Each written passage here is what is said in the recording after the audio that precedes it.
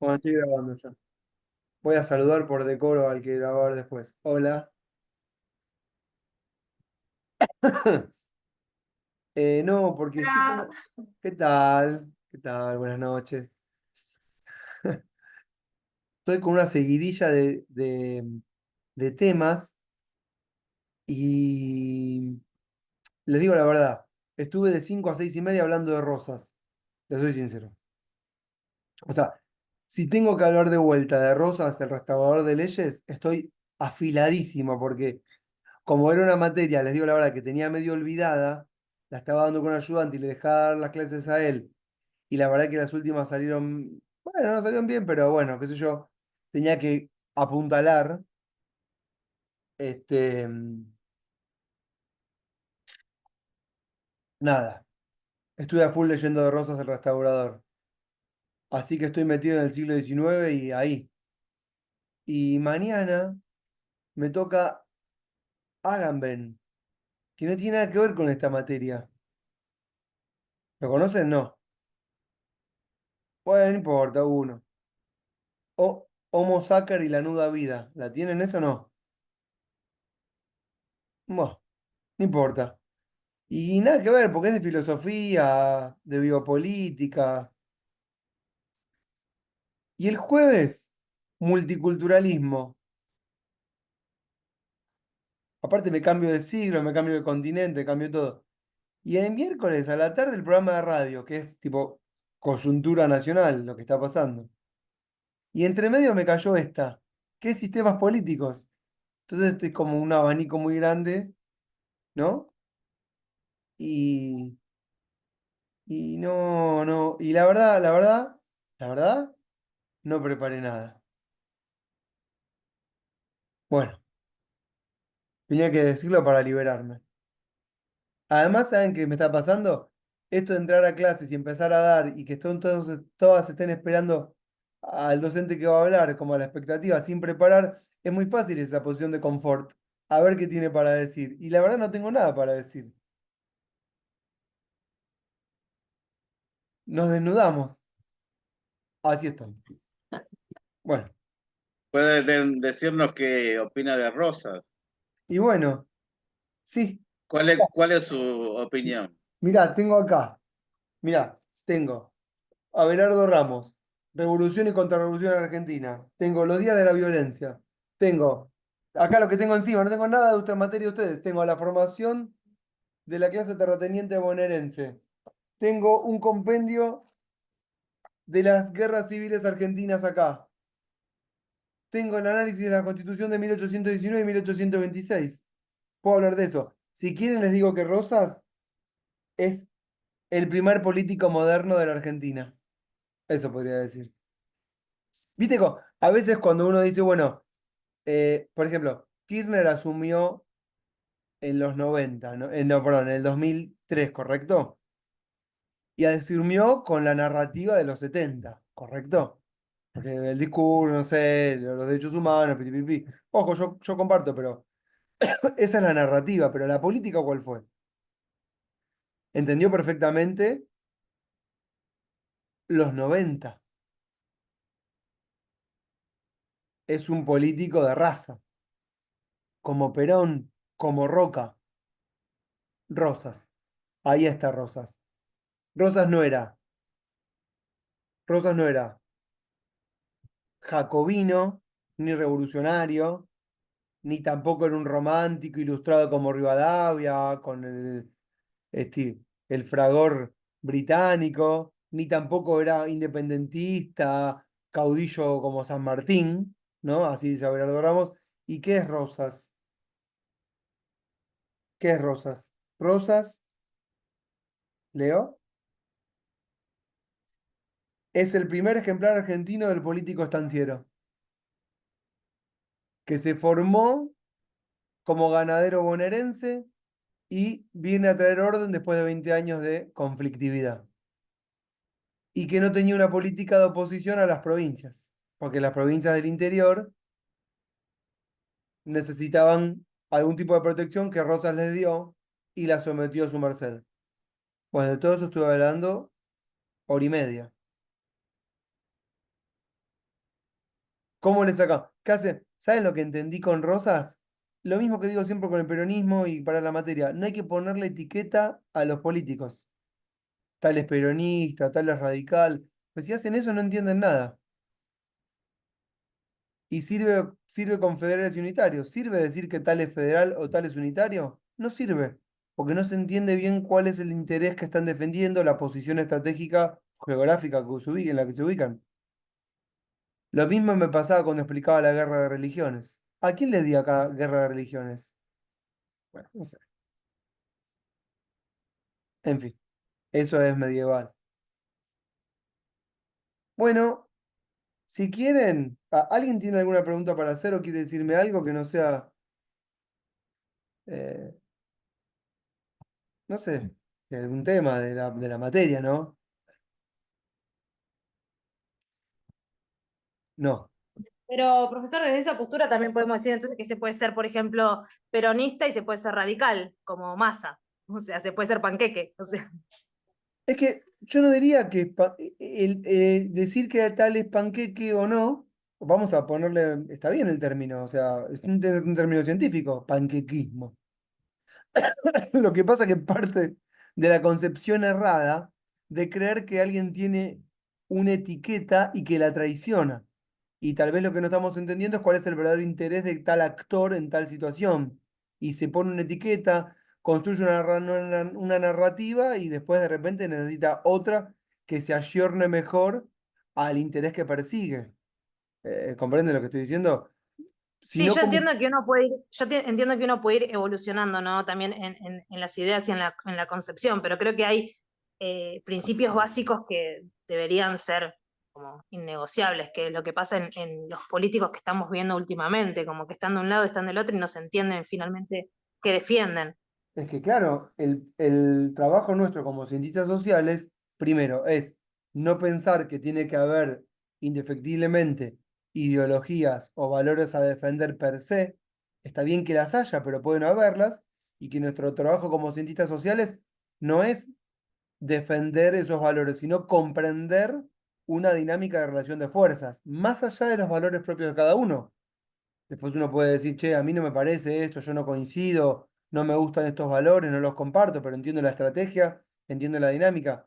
Y no tenemos que pensar que existen o que tienen que existir moralmente ciertos valores a los que no hay que traicionar. Y tampoco hablaría de Yo entiendo que evolución. cuando uno se va a ocupar lugares de poder, Sí. llega también por la voluntad del pueblo y llega porque Mm, expresó, ¿no? Una idea, un pensamiento y que la gente acompaña y después llegás y haces todo lo contrario. no, pero esa es una visión romantizada del ejercicio de la política, entre comillas. Pero tenemos que sacarnos de esa visión romántica, idealizada, porque eso no nos permite, nos pone trabas en la comprensión. ¿Entendés? ¿Se entiende lo que quiero decir? No es que estoy justificándolo, ¿eh? Comprender, no justificar ni perdonar, no tiene nada que ver, pero sí comprender. O sea, si empezamos con las etiquetas de radicales K, radicales M o radicales L, es que en realidad no estamos todo el tiempo tratando de asignarle categorías ideológicas a eh, motivaciones que pasan por otro lado. En Brasil lo tienen tal vez mucho más ya ayornado, tienen el PMDB, no sé si lo conocen, que ya lo llaman directamente el centrado, que son los que prestan gobernabilidad para uno o para otro. Sí, pero eso es lo que se refiere por ahí, o lo que yo entendí, Ezequiel, Mm. es que vos lo que nombraste, Rosa, Roca, Perón, Kirchner, no van a hacer el jueguito que hizo Massa a mí, se me da a entender. O sea, ellos tienen una postura bien definida en lo que querían hacer de política. No sé si Rosas en ese momento hacía política o qué entendía por el liderazgo. Creo que tienen un liderazgo firme, que pueden manejar situaciones y por ahí otros no las pueden manejar. Me parece que va por ese lado. No, y por eso es como que dan la sensación de que están en cualquier lado y les va bien todo lo mismo. Y A creo ver, que exprésate como mejor, politólogos tenemos no que te ver entendí. también esta parte de cada político. ¿Cómo Me parece repetir? que ellos lo que vos Empezá de vuelta, nombraste Oscar. están arriba inclusive San Martín, con situaciones muy distintas a la que nombramos de Massa. Políticamente hablando, ellos por ahí subieron un pedestal arriba, vieron la cosa totalmente distinta con el tema del liderazgo que ellos tienen o que tuvieron, que para mí no se lo ve de liderazgo a un Massa como político, porque como político es un animal que necesita ubicarse en cada momento de su conveniencia, para mí. Ahora, estos líderes no necesitaron de eso, se encajetaron en su política y desde su política, de su liderazgo, manejaron. Después le podemos poner si son justicialistas, son peronistas, el mote que les quiera poner, pero me parece que ellos hicieron un protagonismo en distintos momentos de la época. Y eso me parece que es la diferencia. No sé. Yo veo pragmatismo en todos. O sea, Es igual entonces Massa que Perón. no, eso Ah, no. no, no No, es igual. pero, Se lo sí, comparan y no pero llega escuchame una ni a cosa. los dedos. O sea, Por ahí habrá hecho cosas positivas, yo no digo eso. No lo estoy no, no juzgando. estoy comparando, no voy a comparar a Massa con Perón. No, La, no, están en la visión distintas. estratégica, ahí me Bueno, está hablando Franco, ahí voy Franco, ¿eh? La visión estratégica de Perón, bueno, es monumental, ¿no es cierto? Pero pero yo no sé entonces, en si, cierto modo, lo estamos etiquetando. Le yo estamos no dando estoy, pero yo no le asignaría, claro, yo le no le estamos dando una asignaría. jerarquía. No sé a dónde querés ir en realidad, tío, la verdad, pero con franqueza, no entendí. No, Ah, no. Yo voy a lo que muchas veces entiendo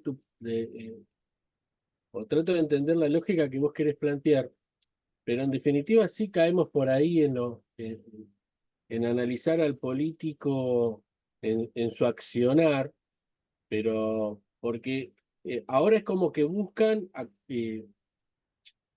encajar en cualquier sintonía para mí. Venden una cosa y después vos lo ves que yo no lo veo a esos próceres, por así decirlo, políticos, a ese nivel. No, porque vos lo lees a ellos y siempre tuvieron como una conducta marcada, Bien, por política, ¿eh? ejemplo.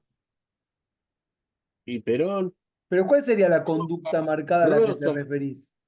Y la conducta de un político de decir, bueno, vamos por acá y no los veo ellos cambiando dirección. No, bueno, ahora vamos para allá. Yo no lo veo por ahí.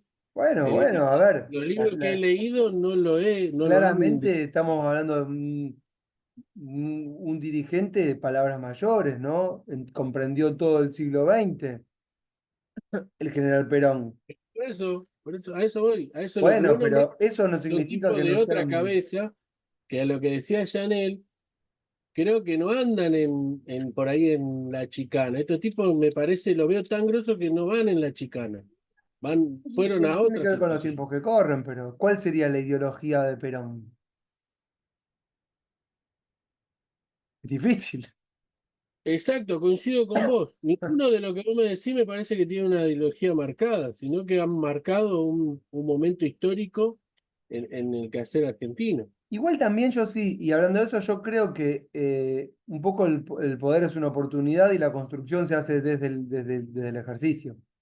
Ahí Franco resalta a Menem. No sé qué decía Franco de Menem, pero también un monstruo. No que yo comparto ideológicamente los valores de Menem, pero hay que mantenerse 10 años, ¿no es cierto? Y Bueno, articular ahí intereses. le atribuyen una frase que es, si decía lo que, no sé si la dijo en verdad, y Sí, sí, sí. todo, Si digo lo si que iban a decía, hacer, no me votaban. y un poco tiene la política eso, en definitiva yo creo que en alguna instancia es una venta, digamos, si pretendemos o sea, yo lo que necesito es tratar de convencer al otro de mi proyecto político, después cuando estás en el poder, la práctica o el ejercicio de ese poder, bueno, hay que ver las circunstancias, cuáles son, no es lo mismo hacer una campaña electoral que gobernar. Yo No, creo que por ahí, por ahí supuesto. hay como mucha indignación en relación a la actitud por ahí de los políticos o de la política en sí. Y no es que históricamente creo que la política es así, digamos, tiene ese sentido de llegar a, a un fin. Bueno, a veces se tienen que hacer cosas que por ahí por ahí son moralmente o éticamente reprochables, pero hay que estar en ese momento, en esas circunstancias. Y Claro, pero volviendo a lo que vos decís, que está muy bueno lo que vos aportás, si hacemos una analogía de tiempo, Néstor no es lo mismo que Massa, ni por lejos, es que ni ninguno por lejos. es No ninguno, digo, sé, tampoco Massa tuvo la oportunidad, no es que pero me guste Massa fue Massa, digo, intendente y Néstor fue intendente, y si lo analizamos los dos como intendente, ninguno de los dos es nada. El tipo, o sea, Néstor ya se avisoraba en el sur como un tipo posible candidato a las mayores. Para Que, Oscar, si hacemos digo, política, si hacemos historia en el tiempo que la historia está ocurriendo, nadie lo tenía en carpeta, era el quinto de Duhalde, ¿eh? sí, era el quinto, pero ya se medía, ya se estaba midiendo, porque cuando Menem no fue al Igual, fondo. para, Fíjate. ordenemos la clase. A mí, para la clase, lo que me interesa es que analicemos puntualmente en esta cómo se forma el Ejecutivo y cómo se sostiene un gobierno. Y puntualmente. Y en general, lo que me interesa es el análisis de las relaciones de poder. Si después, a la luz de la historia, hay algunos dirigentes que sobresalen más que otros, se mantienen y eso les hace trazar un camino y a partir de ese camino nosotros podemos asignarle ciertos valores de grandeza o no, eso es otra cosa. Yo no sé, si Massa hubiese ganado la elección, cómo habría gobernado y en su gestión de gobierno, qué habríamos dicho de él. Tal vez era un desastre y tal vez era un fenómeno que entendió todo. Nunca lo vamos a ver porque perdió, ¿correcto? Eh, pero a lo que nos interesa acá es analizar, digamos, en el momento con visiones no edulcoradas. Más allá de los valores de cada uno, que tienen que ser respetados y conservados. Yo tengo los míos, atención, que yo hable bien de que digan Menem es un monstruo, no más a mí votar a Menem. Yo tengo bien definido qué me gusta y qué no me gusta, de valores hablando, ¿eh? Igualmente lo digo así, ¿saben por qué? Porque a mí me gusta que cada uno acá se sienta libre, ya saben. Este es nuestro Little Circle of Trust, en donde cada uno puede sentir lo que quiera, no hay ningún problema. Acá me dicen lo que tengan ganas, que les guste y quien les guste, está claro en eso, ¿no? Y si quieren enojarse, insultar, no me molesta, pero no perdamos de vista el foco. bueno, y lo último que iba a decir, que también iba con un poco con lo de Rosas y con lo que después dijo Janel y demás, que es la lectura que se hace o la utilización por ahí de lo simbólico para construir esto, una idea, un relato, una ideología, lo que sea. Hay una idea de un Rosas por ahí peronista, utilizado por el peronismo, digamos, como. Pero también hay una línea del ejército que reivindica muchísimo a Rosas como figura, como padre o como figura nacionalista en realidad y demás, y que es totalmente antiperonista esa corriente del ejército, que no es, Exactamente, exactamente. Porque hay una reutilización y ¿no? Una reconstrucción de narrativas. De hecho, eso que trae Juan Cruz acá al diálogo, que es súper súper atinado, tiene que ver con el debate que se dio hace 3 semanas, 4 ya, en la idea de si Villarruel era peronista. Porque empieza a manejar esas nociones. De hecho, lo interesante acá para nosotros es justamente eso, estudiar los procesos históricos para después comprender las narrativas que se construyen hoy. Y así que eso que trae Juan Cruz es perfectamente aplicable a ese debate que se dio hace unos días, que nosotros como cientistas sociales lo podemos comprender más allá de compartirlo o no. Uno entiende por dónde iba la línea nacionalista, la línea más liberal, ¿correcto? Y las diferentes lecturas que se van haciendo y los marcos políticos que se van ordenando, ¿vieron? En función de oposición y oficialismo. Bueno, también será por la edad que yo estoy como totalmente despojado de. Ah, no sé, no sé, no sé. Estoy también como muy, muy escéptico, ya hablamos de esto. Bueno, a ver. eh, la vez bueno, si no quieren nada decirme, ¿fue ustedes que les mandé un chat o no sé a quién con una tapa de una construcción de mayorías o no? No me acuerdo si fue ustedes o a quién. Lo mandó al grupo, profe. ¿A ustedes fue? Porque debería ser Sí, para. sí, se lo mandó al grupo. ¿Vieron eso? Que esa tapa de. Ah, ya me acuerdo, Edgardo. Sí, fue porque les mandé un audio, que no sé si alguien lo escuchó, súper interesante donde un tipo que hace análisis un periodista que hace análisis en el Congreso analizaba cómo fue que Milei consiguió, digamos, los votos necesarios para no, eh, para neutralizar, diría, para neutralizar una agenda opositora. Ah, ¿comprende lo que estoy diciendo? Que eso solamente conceptualmente de la clase sería esto. ¿Vieron que presidencialismo es el que te permite hablar de gobierno dividido o gobierno unificado? Eso tienen ese concepto. Ese es típico de examen. No es que yo les tomo examen, pero eso es algo que es básico de la clase. ¿Qué es gobierno unificado?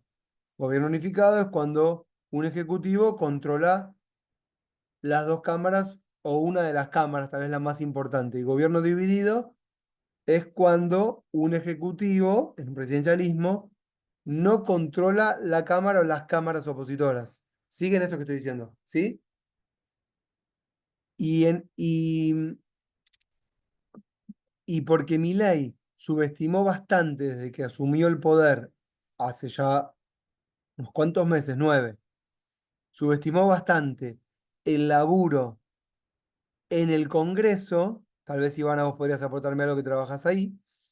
Lo que fue ocurriendo fue que, pienso yo, sin estar muy en el día a día, como ese reportaje que les dejé, sin yo estar en el día a día, lo que fue creciendo por la no gobernabilidad de Milei de las cámaras, fue creciendo poco a poco una muy endeble y tirada de los pelos oposición que fue construyendo cosas, pero más que nada, no por la voluntad opositora de construir una agenda opositora, sino por la desaprensión que tiene el Ejecutivo de hacer política en las cámaras para neutralizar el poder que puedan tener opositor. ¿Entienden lo que digo? Que no es lo mismo.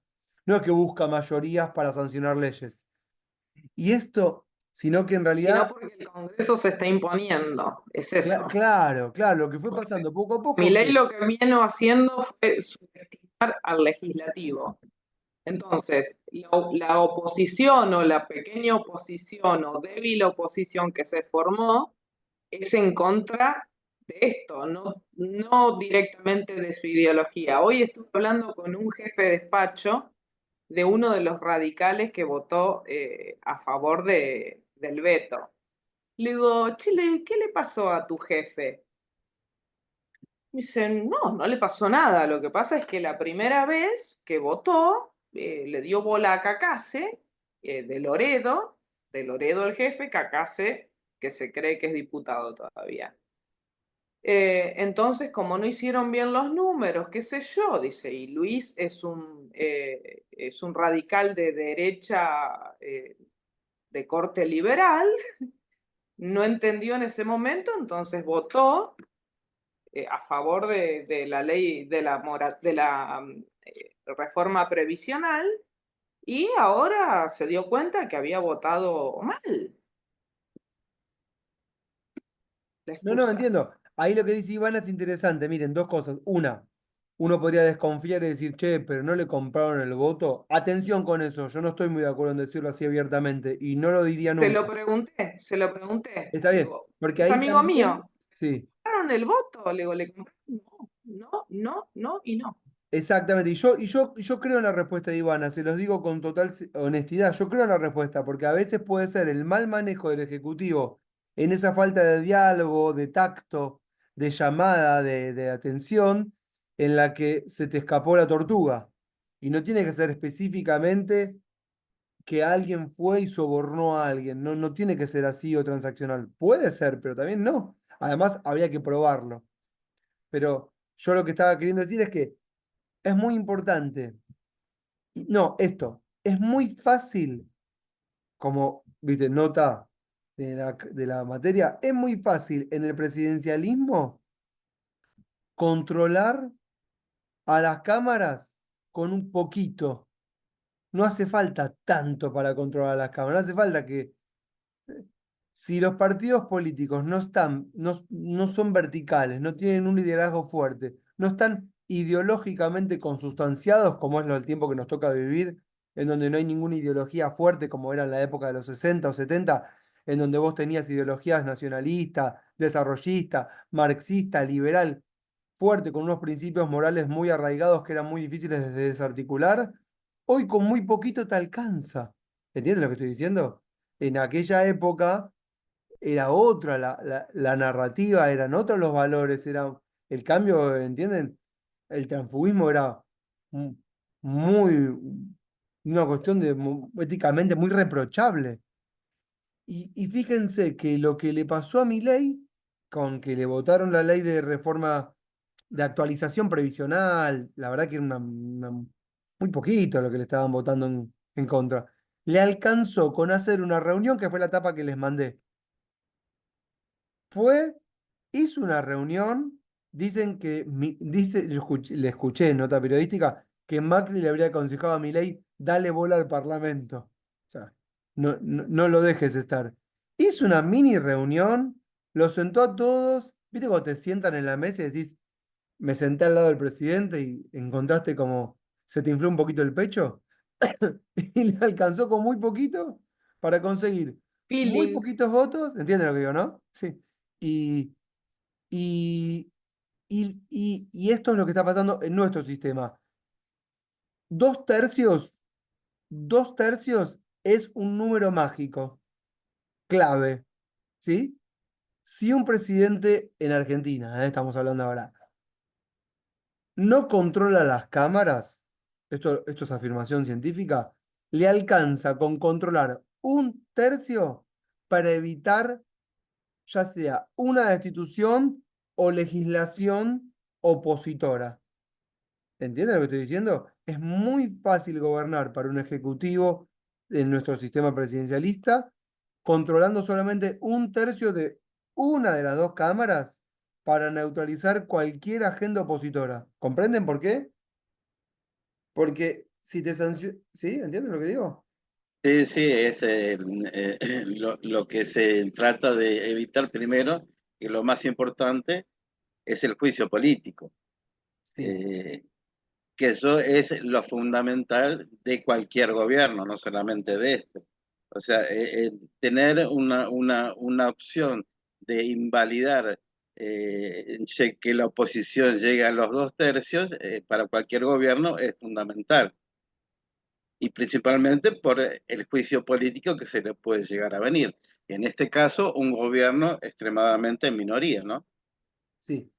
Que tiene que jugar políticamente. Por eso yo no sé, no estoy, no lo tengo tan claro que este gobierno no hace política. Porque un gobierno tan en minoría, dentro de lo que puede hacer este gobierno, ha hecho cosas eh, en la legislatura. Y lo último que hizo, algo muy importante que no lo han hecho otros gobiernos, es la boleta única. Ah, sí, de eso En me un, hiciste hablar, me hiciste acordar. Ahí hablamos de la boleta única. Escuchá, del juicio político. Pará, tres cosas las que dijiste, Edgardo. Todo gobierno ejecutivo puntualmente hace política. El tipo es qué tipo de política. Acá puntualmente vos te querías referir, me parece, a si trabaja en las cámaras, porque hacer política, hace política. ¿Cómo no hace política? exactamente, porque bueno, generalmente la oposición a este gobierno le manifiesta, como creo que recién usted lo dijo, ¿no? Que también Macri le dice que trabaje haciendo política, como que Milei no hace política de lo que se llamaba la política tradicional, ¿no? O sea, rosquear con los otros sectores, ¿no? Ujú. Bueno, Eso es lo que entendí que dijo usted. exactamente lo que Ma- dije es que que Macri dijo, vos tenés que rosquear un poco. exacto, exacto. Que no podés dejar que crezca una oposición que finalmente termine siendo perjudicial a tu gestión de gobierno. Exactamente. Sí. Del juicio político puntualmente, atención porque no tenemos nosotros en Argentina una tradición de juicio político. No tenemos. Porque en otros países es mucho más común. Por En eso hacen la Perú, cagada que hacen la mayoría de los políticos. Votan y después dicen, ay, no sé qué estuve votando, pero yo voté, no sabía, porque saben que acá el juicio político es nada. Y a mí es un poco lo que me da bronca. Todos nosotros tenemos nuestros trabajos, nuestras profesiones. Yo me equivoco y mando a la cárcel a un tipo de 25 años. O sea, ay, no, me equivoqué. Y estos tipos pueden hacer la cagada que se les canta, porque total, los que pagan en definitiva es el pueblo, ponele. Me parece atroz. Necesitaba decirlo, perdón. bueno, está bien, decirlo, no hay problema. Como decía, es nuestro Little Circle of Trust.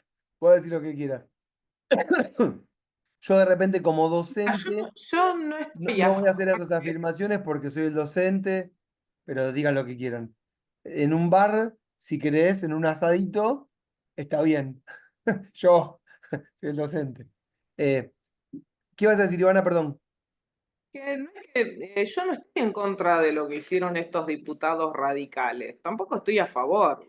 Qué sé yo, por ahí ellos toman decisiones y yo creo que, no en este caso, pero yo creo que está bueno lo que veo últimamente en el Congreso, yo ya hace tiempo que estoy ahí, es que no se trata de traición a una ideología o a un partido, qué sé yo. Yo creo que se va desdibujando la ideología en muchos casos y en otros, que son muchos también, tiene que ver con el poder. Eh, Eso eh, de, sí, hay muchas afirmaciones que me dicen ustedes que están cargadas de valores que yo quiero, no las estoy subestimando, solamente quiero apartarlas de lo que es el curso en sí y entender la dinámica. Espero que me sigan.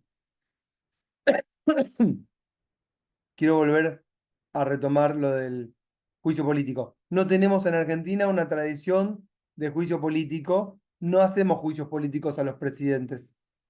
En general, no está dentro de la dinámica. En Perú, por ejemplo, sí, en Brasil sí, en Paraguay sí, no en Argentina, no, no tenemos esa tradición.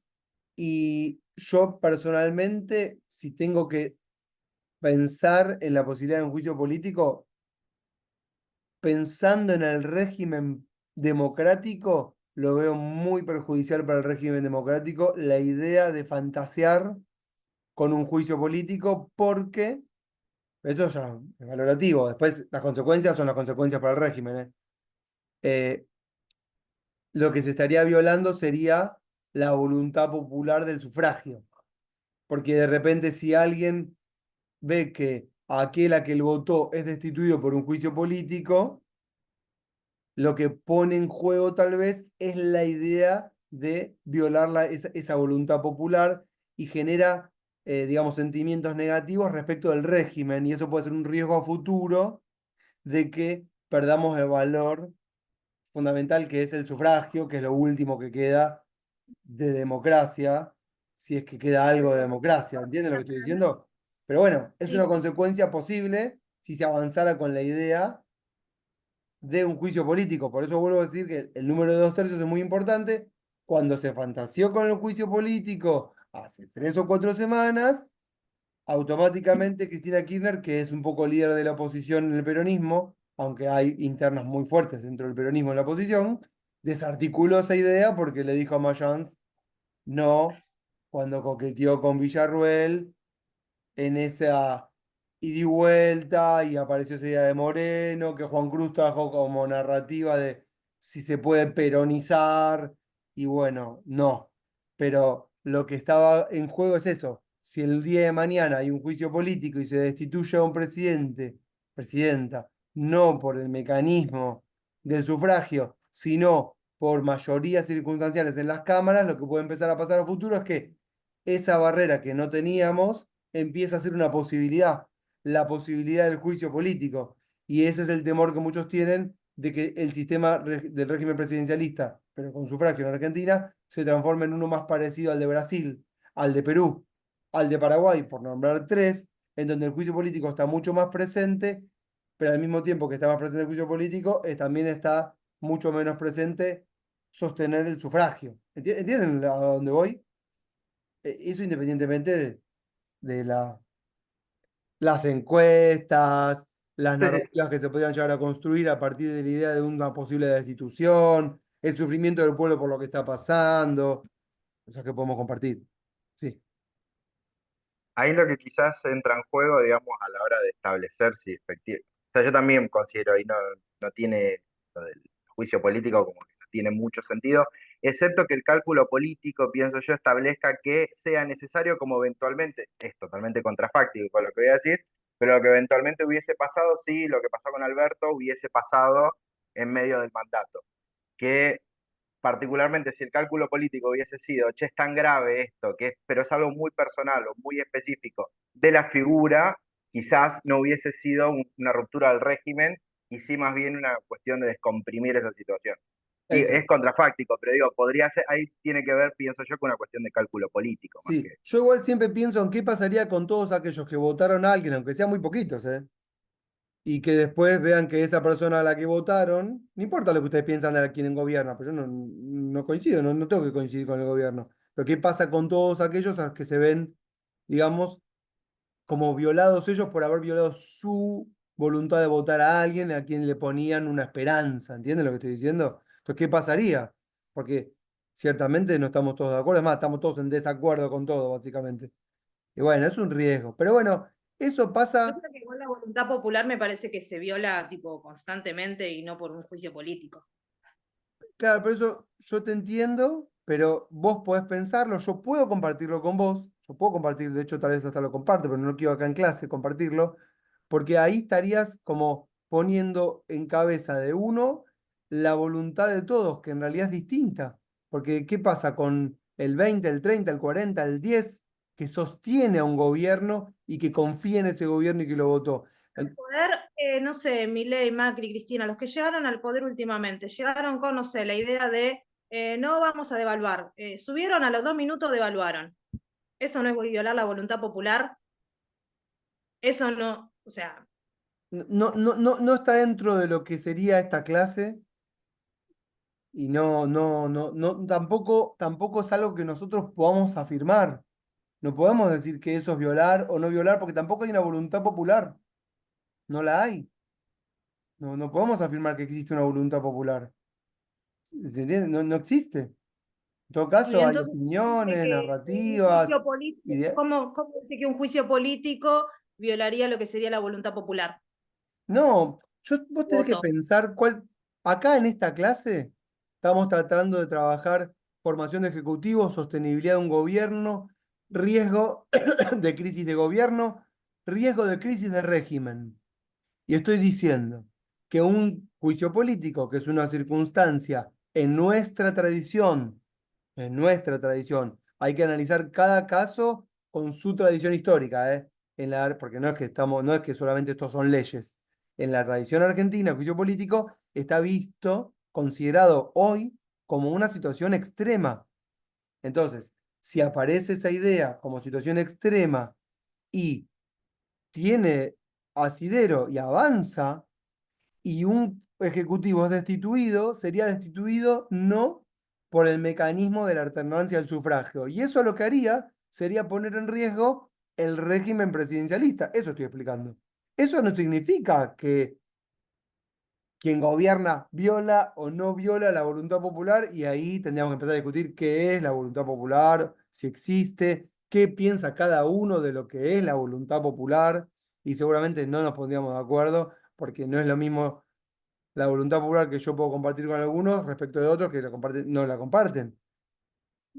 No entremos en esa lógica. Tomemos las narrativas como narrativas que sirven para articular posiciones políticas. Y fin, no digamos más nada. Pero sí quiero decirles otra cosa ya para entrarme en otro tema, ya que estamos. Edgardo me tiró. Bien, Edgardo. Me- No, de acuerdo con lo que usted dijo, pero no solamente se pone en riesgo el sistema presidencialista, yo creo que se pone en riesgo directamente la democracia. Bueno, pero pará. O sea, ¿Régimen es el régimen democrático? que un sector con poder pueda poner en riesgo la democracia es ya lisa y llanamente un golpe a la democracia. Por lo tanto, Pero Edgardo, el régimen es el régimen democrático, no es otro. sí, sí, sí, sí, sí, Es sí. ese. Claro, exactamente, seguro, seguro. Sí. Lo que pasa es que a veces sectores políticos tiran constantemente estos últimos meses el tema del juicio político como una presión política y usando el poder que se tiene. Y como usted dijo, olvidándose que acá lo que realmente está en juego es la democracia. Eh, Creo que es lo más importante, ¿no? Bueno, eso es según tu visión, que la puedo compartir, pero no quiero arrogarme como que esa sea la visión de todas y todos, pero sí, sí. Bueno, los que nos decimos que queremos vivir en un sistema democrático, no va, no sé, tal vez No, igual te mencioné, no haya de otro tipo de gente, ¿no? Pero no, bueno, yo te mencioné porque hiciste muy bien en mencionarlo, el juicio político, que lo traje, mencionaste lo de la boleta única, que es un tema que realmente va de lleno con nuestra materia, pero quiero dejar uno más antes de repente pasar a trabajar un poco qué pasa con la boleta única, que es esta idea, esta figura que nosotros tenemos, lo voy a hilar con lo que pasó la clase pasada, que nosotros tenemos la figura del jefe de gabinete. Ustedes saben que tenemos la figura del jefe de gabinete, ¿sí? Que nace en el 94. ¿Eso saben? Artículo 100 de la Constitución, reforma del 94, se incorpora la figura del jefe de gabinete, y Sí, la sí. figura del jefe de gabinete tiene como misión fundamental en la incorporación, en la idea de la incorporación de esa figura en la Convención Constituyente, traída de, bueno, no voy a contar la historia de la reforma de la Constitución acá, no importa, tiene como misión fundamental articular una relación que no existía institucionalmente hablando entre el Ejecutivo y el Legislativo. Ya trabajamos acá esta idea de que la separación que existe en el presidencialismo o la integración total que existe en los sistemas parlamentarios les dan distintas fisonomías y formas de funcionamiento a los gobiernos. Si nosotros tuviésemos un régimen en el que, yo lo dije 200 veces, pero bueno, lo voy a volver a decir, un régimen en el que los ministros y las ministras debiesen ser previamente miembros del Parlamento, todo, absolutamente todo sería distinto. Ojo, distinto no es ni mejor ni peor. Distinto. Estaríamos hablando de otras cosas diferentes. ¿Siguen eso que estoy diciendo? Como el Ejecutivo no necesita sostenerse en el Parlamento porque no depende su cargo de los miembros del Parlamento y el juicio político no es de fuerte tradición en la Argentina, es que Milei o esta gestión actual subestimó, por lo menos hasta acá, bastante la gestión en el Parlamento. ¿Entienden lo que estoy diciendo? Que si yo tendría que asesorar al gobierno, diría, mira, estás haciendo mal, porque si vos dejás crecer una oposición, empezás a tener constantemente agendas negativas. No hablo de juicio político, sí hablo de que tenés que ir y vetar, y vetar una ley que es difícil de explicar por qué la vetás. Por ejemplo, veto el presupuesto universitario. Explica que vetás el presupuesto universitario. No importa si está bien o está mal. La oposición te votó esto y tenés que salir y decir, no, no era lo mejor para el pueblo aumentar el presupuesto de las universidades. Hay que explicarlo. Y aunque pueda tener cierta lógica dentro del ideario economicista de mi ley, tiene que salir y explicarle a gente que no entiende por qué vota en contra de el aumento de los jubilados, aunque sea la miseria, no importa, o por qué vota en contra de aumentar el presupuesto para las universidades. ¿Siguen esto? O también lo que le Sí, pasó genera al... un costo político. Claro. Y si ustedes tienen que pensar, si tienen que asesorar al gobierno, le dirían, mira, si vos laburás un poquito más la gestión en el Parlamento, no pagarías ese costo político del que está Oscar hablando. Y le dirías, estás laburando mal. Es más, yo le diría, escuchen, sos el primer gobierno en la historia, desde que existen los decretos de necesidad y urgencia del año 94, al que le rechazan un DNU.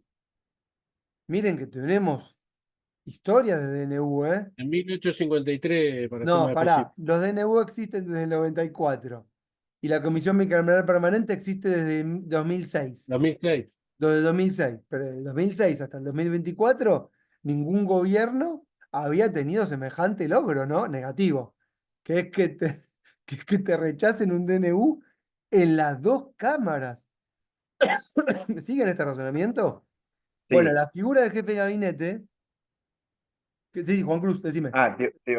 Eso es lo que lo asesorarías vos a Milei. Probablemente el que lo esté asesorando ahora le diga, esto que estás haciendo de vetar te está sirviendo porque en realidad lo estás teniendo como capital político de ellos que son la casta, están contra vos porque te ponen estos palos en la rueda.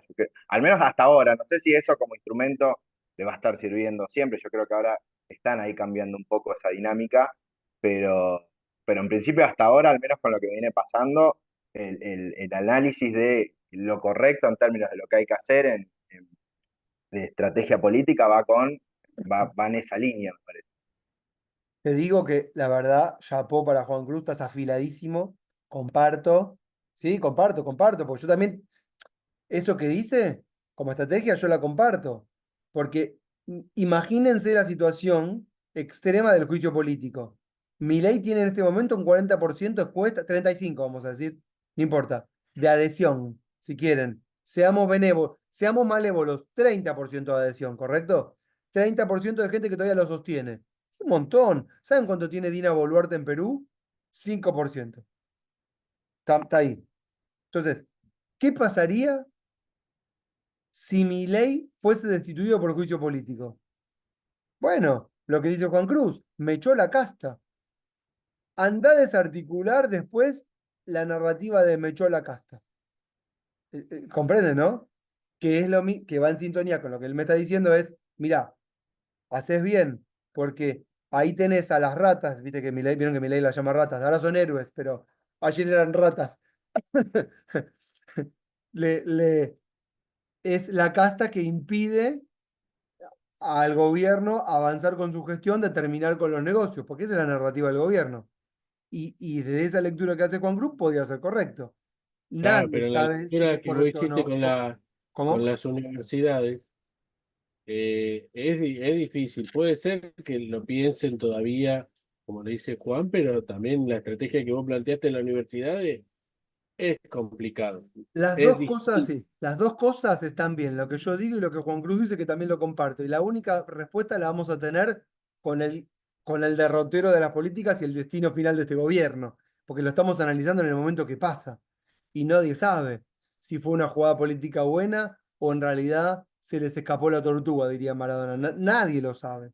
Tal vez y a Ivana va alguien y le dice, no sé, Santiago Caputo, viste que es el que más o menos hace lo de los trolls, y que yo te dice, no, esta es la jugada, queríamos dejarlo correr. Bueno, yo te diría, te banco, no la estoy viendo, pero bueno, si vos querés ir con eso, andá.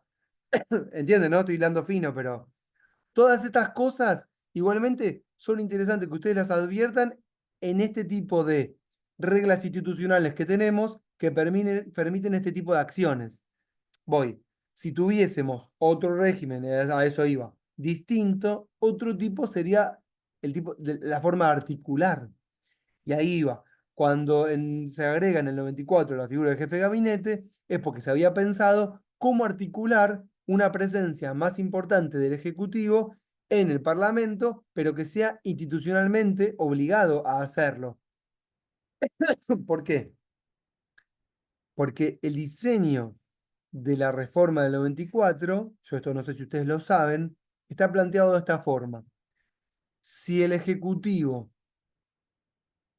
pone un jefe de gabinete con la cual la mayoría parlamentaria no está de acuerdo, esa mayoría parlamentaria puede avanzar en lo que se llama una moción de censura, artículo 101 de la Constitución, esa es la ingeniería constitucional actual, para echar al jefe de gabinete. Ustedes me van a decir, bueno, pero el presidente puede nombrar a otro de su agrado. Sí. En el ideario del 94, la idea era que el presidente no debería poner a alguien que no fuese del agrado de la mayoría parlamentaria porque el jefe de gabinete firma todos los decretos del Ejecutivo. No sé si saben eso, pero así es la ley, la regla. Y sin la firma del jefe de gabinete, ningún decreto es válido.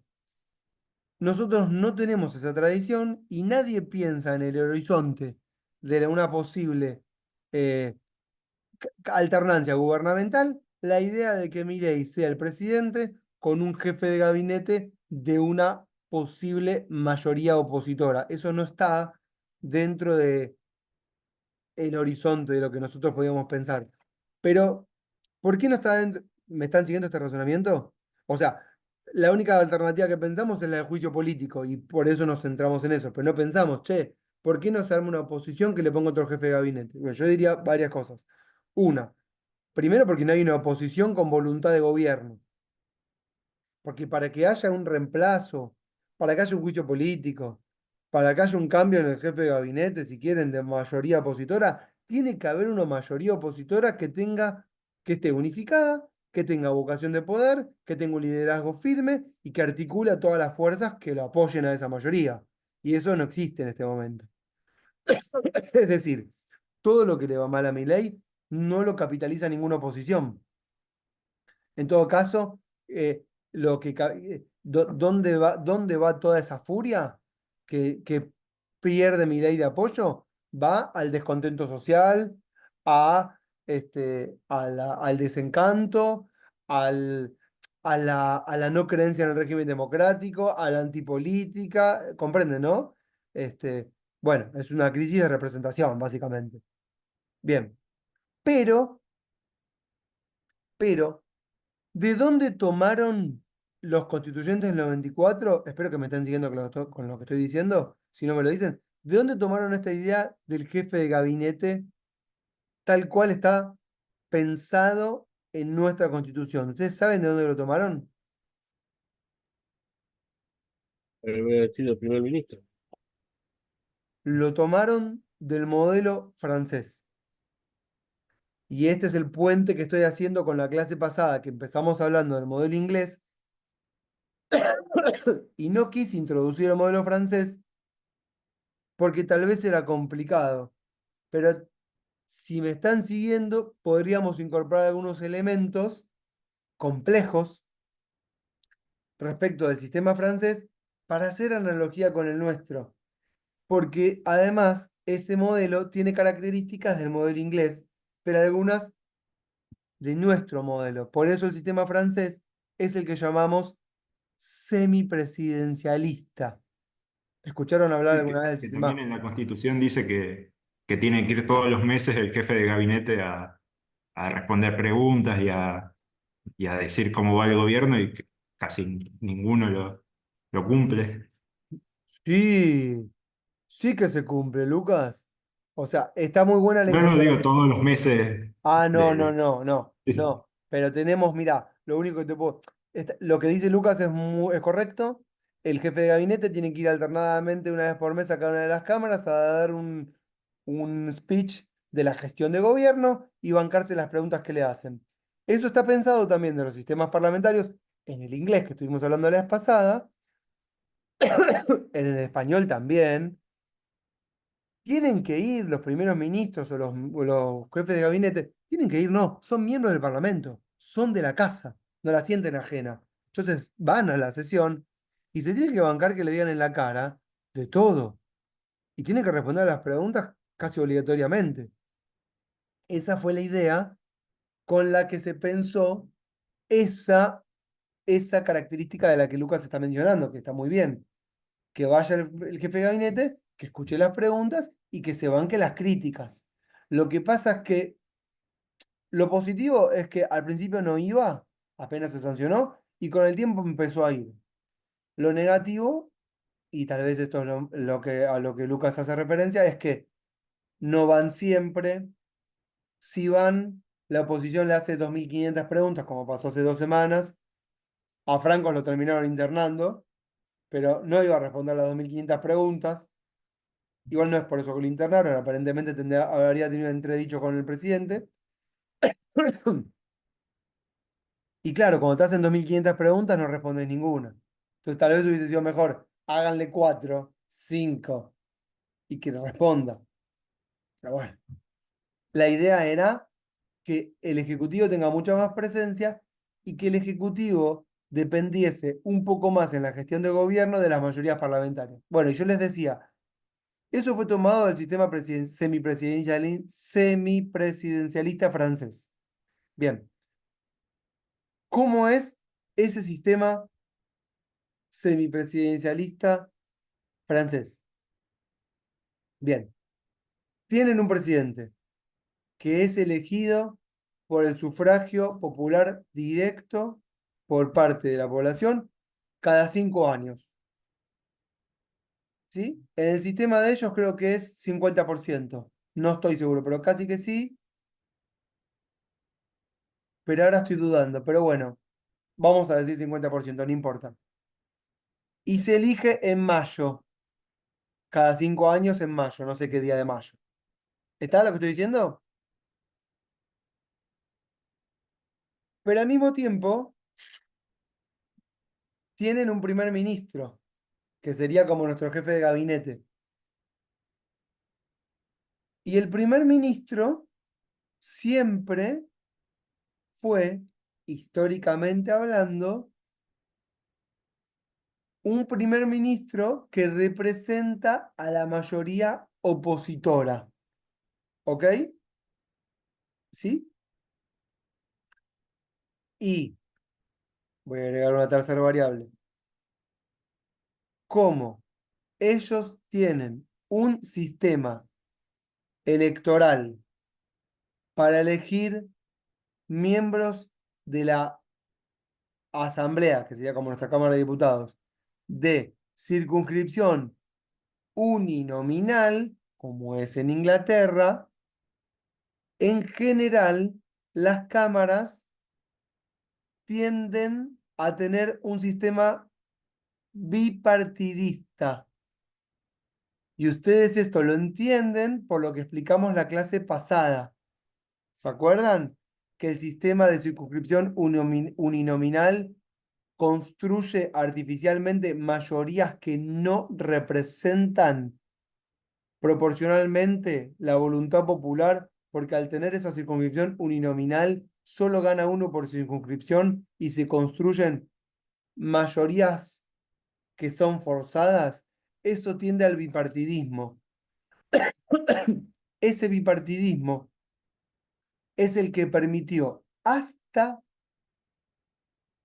hace 2 meses en la historia de Francia, desde 1958/62, tener siempre un presidente que pudiera contar con mayoría o tener siempre un presidente que contara con una oposición bien consolidada.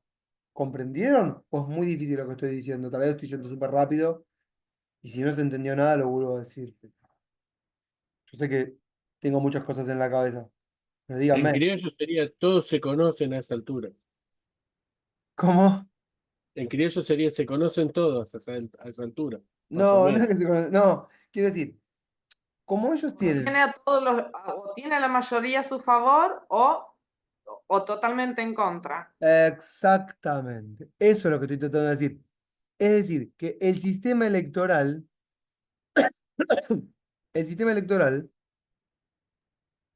genera un bipartidismo forzado que no hace, que no le da, que genera un parlamento más estable, si quieren, diciéndolo por la positiva. ¿Qué sería un parlamento inestable? Un parlamento donde hay muchas fuerzas, ¿sí? Y no hay una mayoría consolidada.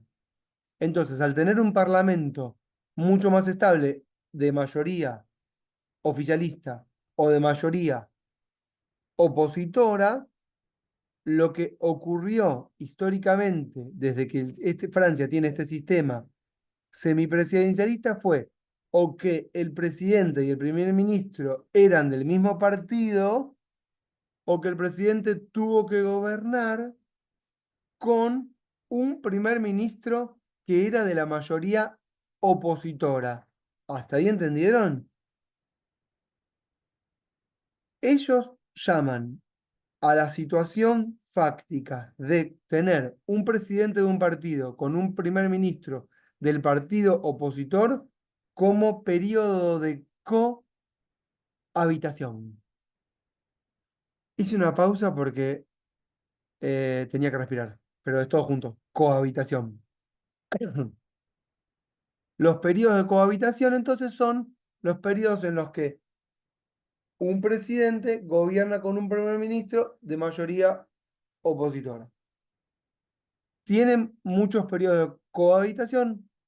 No tantos, pero tienen, por ejemplo, Chirac fue, era vamos a decir, de derecha, si quieren. No es la derecha, nuestra derecha, es otro tipo de derecha, pero derecha al fin. ¿Sí? Ahora te digo, Tomás, porque si te digo, te respondo, si te respondo, spoileamos. Pero ahora vamos, ahora vamos. Eh, Chirac era de derecha, Mitterrand, ven que lo pronuncio bien en francés, Mitterrand, era de izquierda. Igual no es la izquierda que ustedes pueden estar pensando. Ellos por izquierda y derecha entienden otra cosa totalmente distinta. No se dejen llevar, ¿eh? Bien. ¿Y ¿Viste? cuáles son esas diferencias? ¡Ah! No quería que me hagan esa pregunta. No, está bien. No, esto es así. ¡Fua! Es que esto te introduce en una clase de historia. Pero está bien, está bien. Me encanta, No, me no pasa encanta. nada, está bien. La pregunta es correcta. La izquierda, la izquierda europea, tienen que saberlo, es globalista. Y hoy está directamente asociada a lo que nosotros en nuestra narrativa actual llamamos la casta. Hoy. ¿Por qué? Porque la izquierda asume en las mayorías parlamentarias en los sistemas europeos en posguerra, ¿correcto?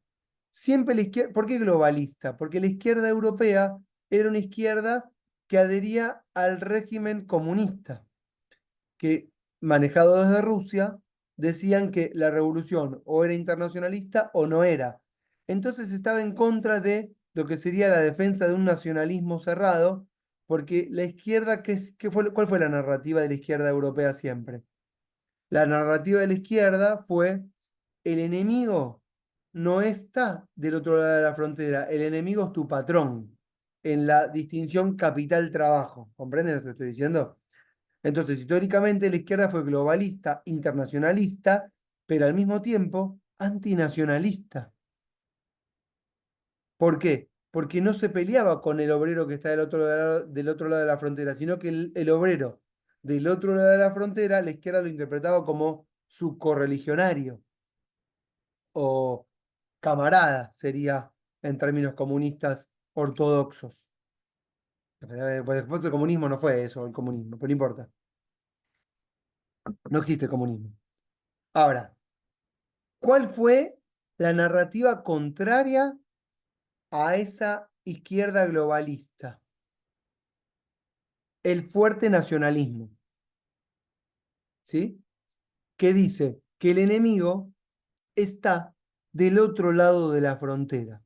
Entonces, eso fomentó el fuerte nacionalismo. ¿Siguen esto que estoy diciendo? Ese nacionalismo es el que después habilita o vehiculiza o permite las políticas de xenofobia o racismo. ¿Por qué? Porque del otro lado de la frontera está el extranjero, que después puede estar adentro de la frontera como alguien a quien hay que exterminar. Entonces eso permite, qué sé yo, el racismo biologicista y bueno, todas las cuestiones que tienen que ver con la religión. No, Franco, ¿a qué me refiero con...? Me- Igual está bien lo que me preguntas, tenés razón. Yo digo no en el sentido de que tengo que... Abro, Franco me pregunta a qué me refiero con que no existe más el comunismo. Y yo digo no porque me abre nuevos campos de explicación. Digo que no existe comunismo porque el comunismo era una narrativa pero finalmente en la práctica el estalinismo no es comunismo, el estalinismo, no sé, es totalitarismo burocrático autoritario de exterminio. El mundo es capitalista, ¿entienden?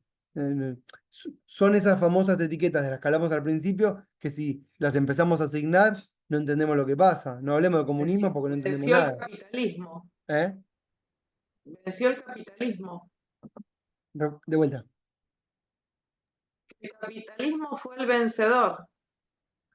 El mundo es capitalista desde que en el año 1515 Lutero dijo que había que leer la Biblia en todos los idiomas y el capitalismo avanza a partir de las monarquías absolutas. El capitalismo como modo de producción en excedente se empieza a consolidar hace muchísimo tiempo y no es algo que íbamos a poder detener. En todo caso, lo que podríamos pensar es cómo vamos a distribuir los bienes y los estamos distribuyendo muy mal. Fin. Pero no es que el capitalismo va a desaparecer como modo de producción porque la verdad es espectacular. Que trabajamos cooperativamente y producimos, tenemos para tirar manteca al techo. El tema es que hay muchos que tienen mucha manteca y otros se están cagando de hambre. Pero bueno, ese es otro tema, no vamos a charlar de eso. Eh, ¿A qué me refería entonces, respondiendo a la pregunta de Antonella? Que las derechas europeas son nacionalistas, pero eso no significa que sean abiertamente capitalistas a favor del capital concentrado.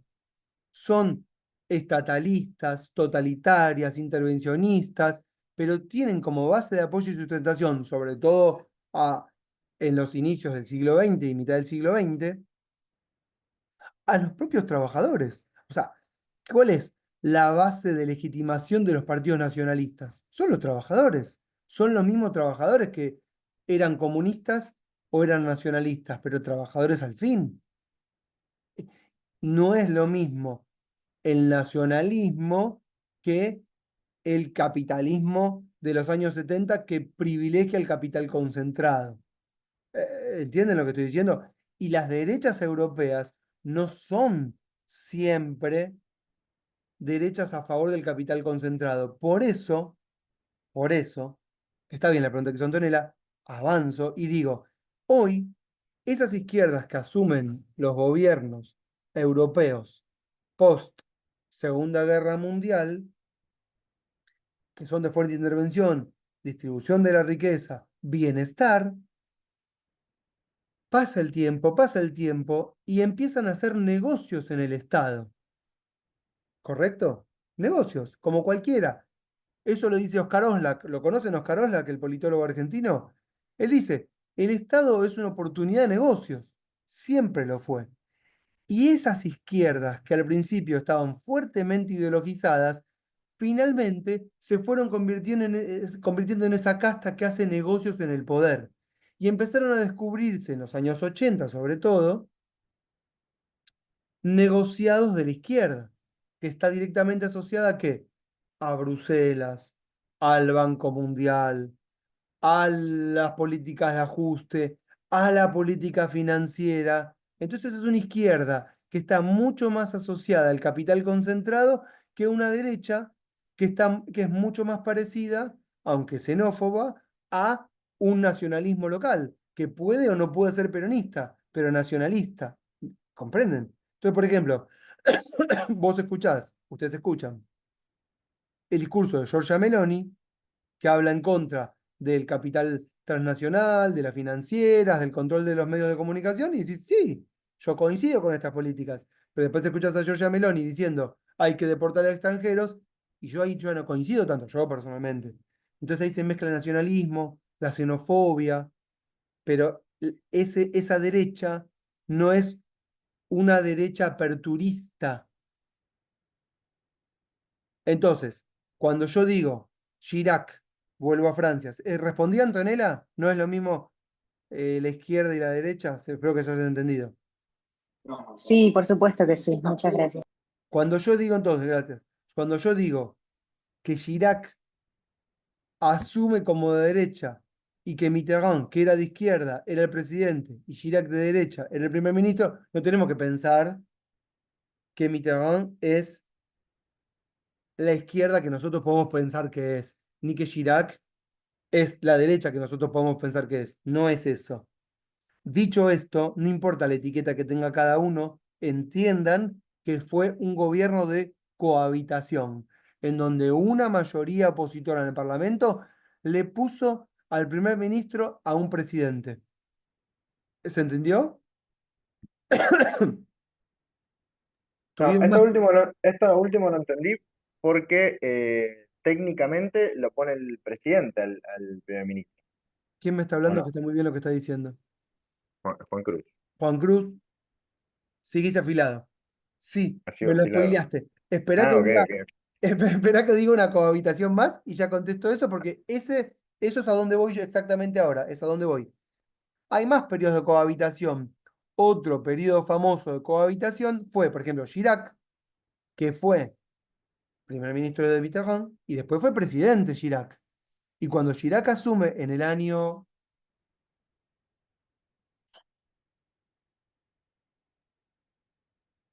creo que 97, no me acuerdo, no lo voy a buscar, no importa. Al tiempito hay elecciones y gana Lionel Jospin, que era el líder de la izquierda. Y Chirac, como presidente, tiene que poner a Jospin, que era el líder de la oposición, como primer ministro, y prácticamente Lionel Jospin fue el, el primer ministro de todo el gobierno de Chirac. Se invirtió. ¿Comprendieron lo que estoy diciendo? Después no tuvieron más periodos de cohabitación. Ahora, como bien dice Juan Cruz, ¿escucharon lo que me dijo? Me dijo, pero si es si es el presidente el que pone el primer ministro. Es cierto, en Francia, nosotros redactamos la constitución igual que en Francia. En Francia es el presidente el que pone al primer ministro. Lo repito, en Francia es el presidente el que pone al primer ministro. Pero, pero, Francia, antes de ser semipresidencialista, ¿cómo era? Era un sistema parlamentario o asambleario. Es decir, la presencia que tiene el Parlamento dentro de la política francesa es mucho mayor de la que tiene nuestro Parlamento acá, en la que prestamos mucha mayor atención al presidente respecto del Parlamento. Para ellos el Parlamento es soberano, desde la historia de la Revolución Francesa. ¿Qué explico con esto? A ningún presidente se le ocurría poner a un primer ministro que no fuera de la mayoría opositora, aunque lo tuviese que nombrar el presidente. ¿Por qué? Porque moralmente era incorrecto. Pero además, pero además, por esto que les contaba del sistema electoral, en el que, como es de circunscripción uninominal, se crea artificialmente una mayoría opositora. ¿Hasta ahí está lo que estoy diciendo? Esperen un segundo.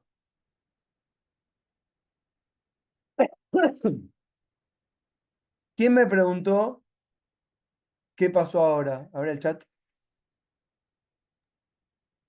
No, y que el Parlamento tiene que apoyar al primer ministro en Francia también para que siga en el cargo, ¿o no?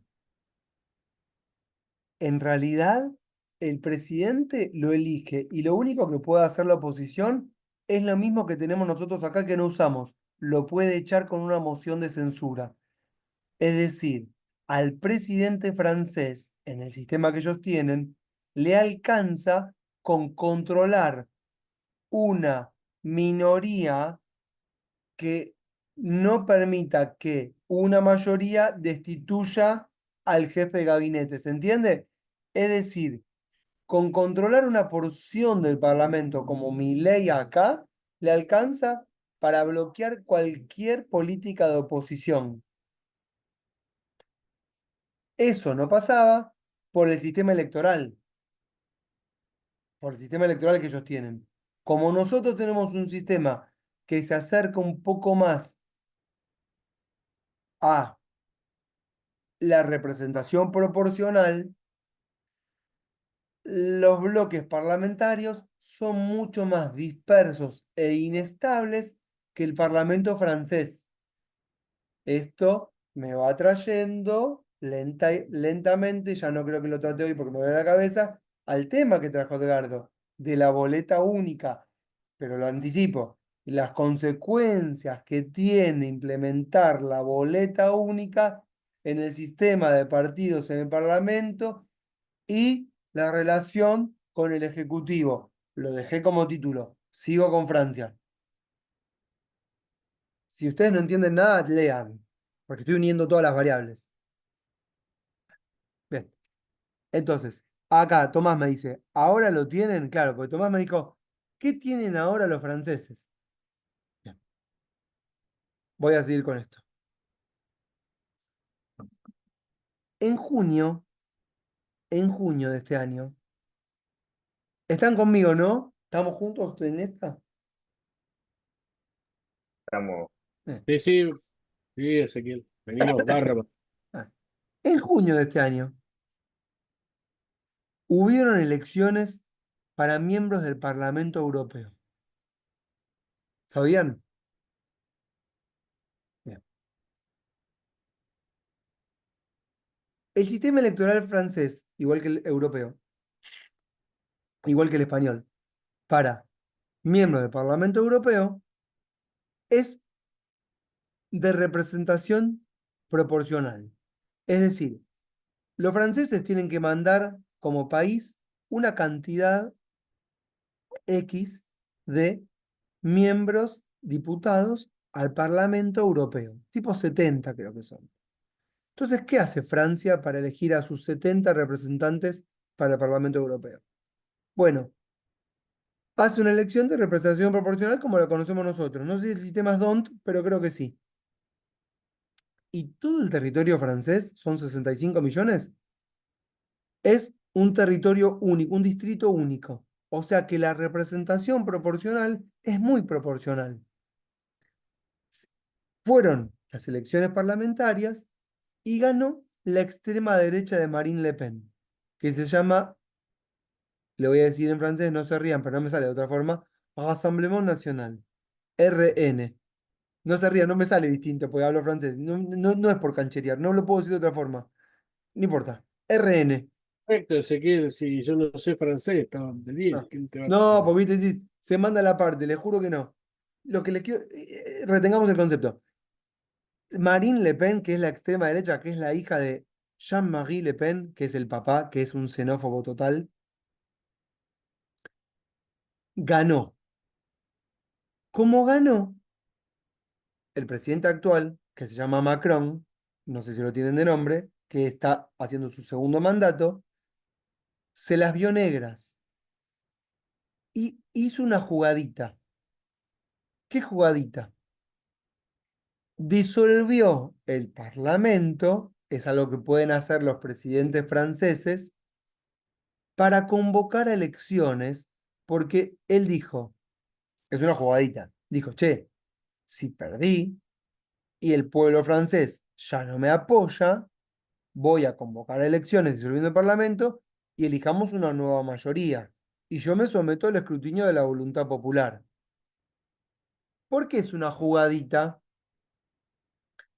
Es una jugadita porque él sabe o sabía, y anticipo, spoiler, le salió mal la jugadita, que convocando elecciones para elegir miembros de la Asamblea, el sistema electoral no es el mismo que para elegir miembros representantes del Parlamento Europeo, porque para elegir miembros representantes del Parlamento Europeo, el sistema es de representación proporcional y entonces eso es lo que le permitió al partido de Marine Le Pen ganar.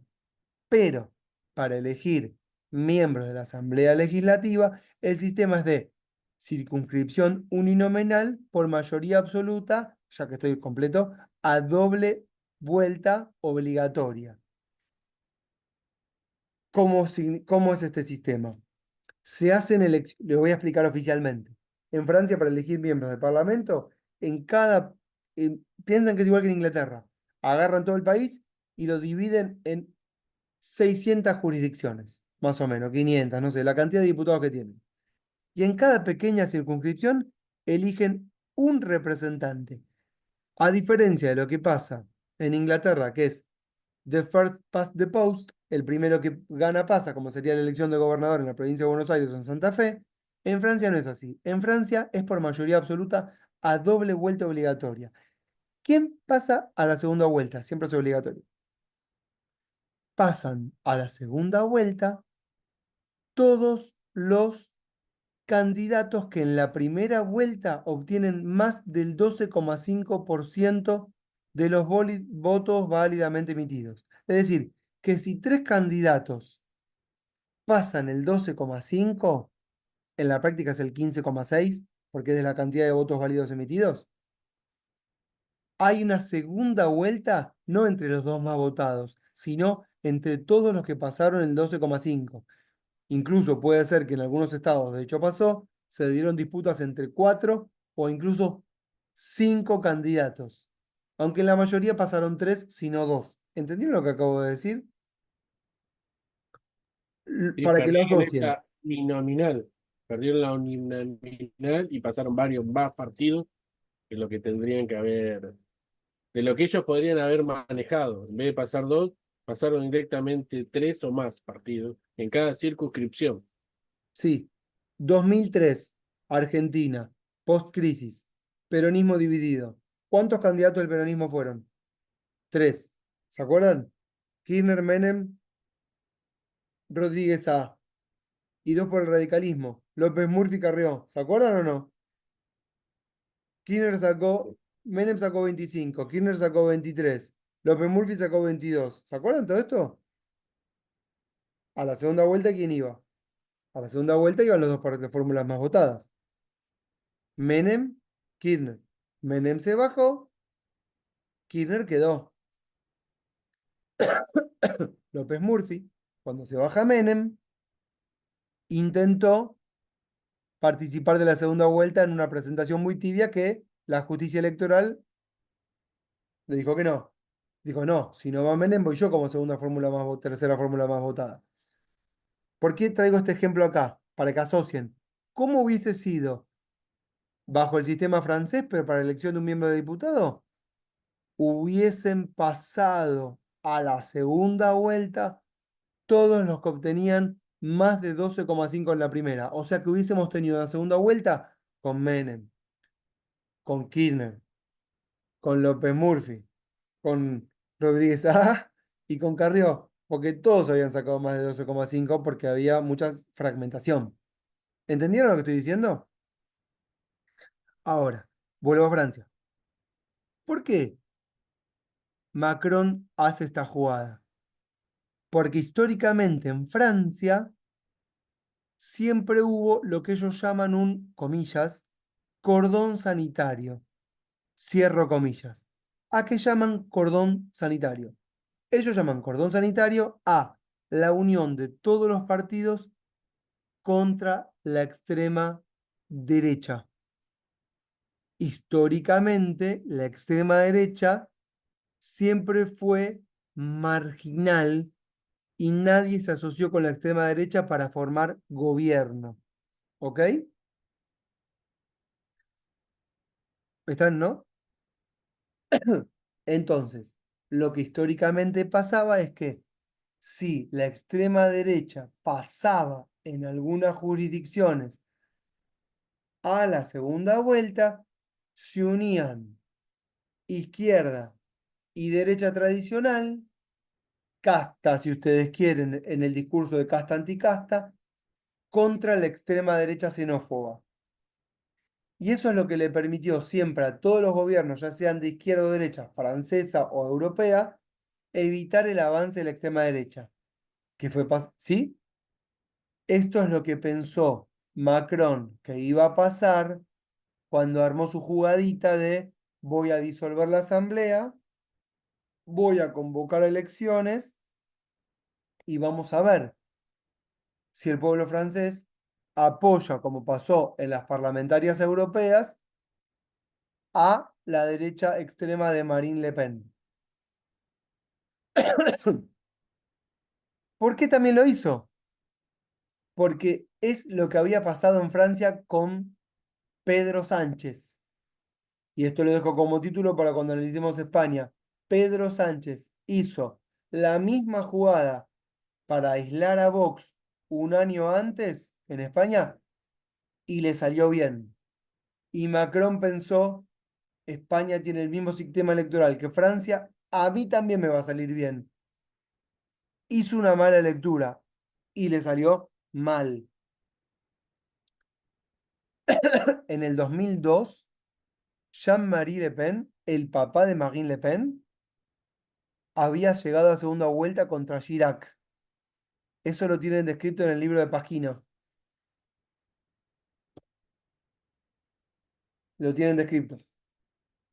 En ese momento, en el año 2002, se unió toda Francia en contra del avance de la extrema derecha. Eran otros tiempos. Y perdió, o ganó Chirac, por 82% de los votos. ¿Qué pasó desde ese entonces hasta ahora? Bueno, el partido de Marine Le Pen fue cada vez más, comillas, normalizándose, cierro comillas, y pasando a ser más aceptado por parte de la sociedad francesa. Y fue ganando cada vez más diputados, gobernaciones, alianzas, ahora, ¿sí? Y fue sumando cada vez más diputados. No puedo hacer más largo el desarrollo, se me está haciendo muy largo. Y estoy cansado. En las últimas elecciones, cuando Macron convocó después de las parlamentarias europeas con su jugadita pensando que iba a haber un cordón sanitario, que iba a evitar que ganara la extrema derecha, lo que pasó fue que, es cierto, la extrema derecha no llegó a ser mayoría, pero quedó con 120 diputados. Nunca tuvo tantos diputados. ¿Y cómo quedó conformado el Parlamento francés hoy? En 3 tercios. Un tercio para lo que se llama el Frente Popular, que se reeditó, no puedo explicar mucho más ahora, pero sería la izquierda, que tiene a la cabeza a un partido que es dirigido por Mélenchon, no sé si escucharon alguna vez, que se llama La Francia Insumisa. El partido de gobierno que quedó tercero y la extrema derecha de Marine Le Pen que quedó segunda. Pero, ¿cómo salió fortalecido Macron de esto? Porque su gobierno quedó hiperdebilitado, tercero. Bueno, solo sale fortalecido por la división opositora. ¿Por qué? Porque no hay una mayoría que pueda imponerle al presidente un primer ministro. Entonces, ¿me entendieron? Esto es inédito porque es la primera vez que pasa en la política francesa esto de un parlamento fragmentado en la que el sistema electoral no lo tenía previsto, en donde hay 3 tercios. Pero hay 3 tercios. Tuvieron 2 meses sin nombrar primer ministro. ¿Sí? Y el primer ministro que nombró hace 2 semanas Macron es del partido que salió cuarto. Sí, que tiene el 5% de los votos y tiene 80 años o 75. ¿Por qué pudo elegir a ese? Primero, porque bueno, yo voy a dar mis conclusiones ahora y ya está, no puedo más. Es que vengo hablando hace mucho. Perdón, me duele la cabeza. Pero les voy a dejar textos para leer para que avancemos sobre esto.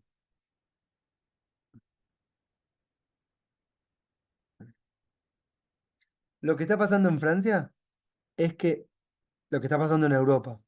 ¿Saben a quiénes odian en Europa en este momento? ¿A quiénes odian? A los argentinos. No, A los inmigrantes, sí, pero ¿qué tipo de inmigrantes? a Musulmanes, los refugiados. Sí, a los musulmanes. Europa históricamente odia a los musulmanes. Los odia. Ya acá me metería en tema de teoría política, me metería con Carl Schmitt, con la fobia al extranjero, Después dicen que los argentinos somos los que discriminamos con los temas, con los cánticos. Sí, ya sé. Pero bueno, es otro tema que no vamos a charlar, pero sí, me gusta que vayan incorporando todos los temas porque efectivamente es así. Entonces, hay algo que está dando vueltas en Francia, que es el resentimiento y la fobia al extranjero. Y la izquierda no es antiinmigrante, no. De hecho, muchas bases de sustentación y apoyo, la izquierda la encuentra en los musulmanes, pero la derecha más tradicional y la extrema derecha tienen un profundo odio y resentimiento al musulmán porque lo ven como el avance del extranjero. Y sintetizo, detrás del discurso del laicismo, lo que se esconde es el rechazo a esa forma de vida que la ven como una amenaza a los valores cristiano occidentales. Eso es lo que está pasando. Entonces, esa famosa barrera o cordón sanitario, que en teoría era contra la extrema derecha, es contra el musulmán y la extrema izquierda. Yo no sé si escucharon cuando habló en las elecciones francesas, tal vez esto le llame la atención, el mejor jugador de Francia. ¿Cómo se llama el jugador de Francia? Eh, eh, Mbappé. Mbappé. Mbappé habló de la Mbappé. selección. ¿Se acuerdan cuando Sí, salió? No sé si se escucharon cuando sí, habló Mbappé. Dijo, habla de estoy eso. en contra de los extremos. Acá los medios de izquierda dijeron, bien, salió Mbappé a hablar. No, pero Mbappé estaba hablando de que estaba en contra de la extrema derecha y de la extrema izquierda, que lo ven como un extremismo también. En Europa este momento es un momento de extremismos, para ir sintetizando. Extremismos en Alemania, muchas noticias de nazismo en Alemania, que ganó, vamos a trabajarlo este tema en otras clases, en, en Italia, en Hungría con Víctor Orbán, en la fuerza de Vox y el Partido Popular en España, bueno, y en muchos lugares. Eh, Esta situación es inédita en Francia, tan inédita como la que está pasando ahora en Inglaterra, que no les terminé de leer la nota la vez pasada. ¿Saben lo que pide la oposición en Francia a Macron? Una modificación del sistema electoral. Quieren tener un sistema electoral de representación proporcional, porque están cansadas las oposiciones, no importa cuál sea, de las mayorías ficticias. Igual que en Inglaterra les había pasado con el tema de las alianzas que les conté la clase pasada. Lo mismo. Y estamos yendo hacia momentos de grandes fragmentaciones, yo así lo veo. Si no les permite, para ir cerrando, yo les diría, Ezequiel, antes que cierres, que está muy bueno lo que está diciendo. mm, A todo esto, ¿Macron en qué quedó? no, o sí, se mantiene en minoría, pero empoderado a partir de la fragmentación opositora. ¿Entienden, no? Eh, eh, o- Sí, sí, gracias. lo están acusando en Francia de antidemocrático. Yo les voy a dejar bibliografía para leer. El tema que introdujo Edgardo, que me quedó dando vueltas, que es fundamental, el de la boleta única, vamos a ver si lo trabajamos la vez que viene o la otra, pero me interesa esto. ¿Cuáles son los efectos que tendría para pensar, el diseño de una boleta única en el sistema de partidos? ¿Y qué efectos tiene en un sistema de partidos, en un régimen presidencialista? ¿Y qué efectos tendría en un sistema de tipo parlamentario? No son los mismos efectos. Ustedes no van a encontrar debates con abierta honestidad intelectual respecto a los efectos de una boleta única para con un régimen de gobierno. No van a encontrar, porque van a encontrar artículos periodísticos que están totalmente sesgados por la ideología de aquellos que los escriben, que no está mal, que no está mal, pero en donde no resaltan los puntos que les conviene oscurecer. siguen este razonamiento, y más allá de mis posiciones ideológicas, que las tengo, a mí me gusta el franco y abierto debate respecto de qué implicancias tiene para un régimen de gobierno una boleta, un tipo de boleta, como si fuese una especie de laboratorio abierto. Y esto es porque, que me interesa traerlo acá, porque nuestro objetivo es comprender estas variables y los efectos que estas variables de la forma de gobierno, la del sistema electoral, la del sistema de partidos y sus componentes, generan en el comportamiento político de los actores involucrados, ya sea de los que tienen que gobernar, como así también de los que tienen que sufragar, elegir, opinar. ¿Entienden lo que estoy diciendo? Entonces, yo, si les parece, me gustaría, les voy a mandar textos de Francia en castellano para que vean lo que está pasando en Francia, ¿sí? Pero también para que lo asocien a lo que nos pasa acá y para que puedan ir incorporando los elementos de la materia, los elementos de sus trabajos, con lo que pasa geopolíticamente hablando. Esta es la idea de lo que me interesa para el curso. Estoy cansado. No sé, igual si tienen preguntas, me las hacen.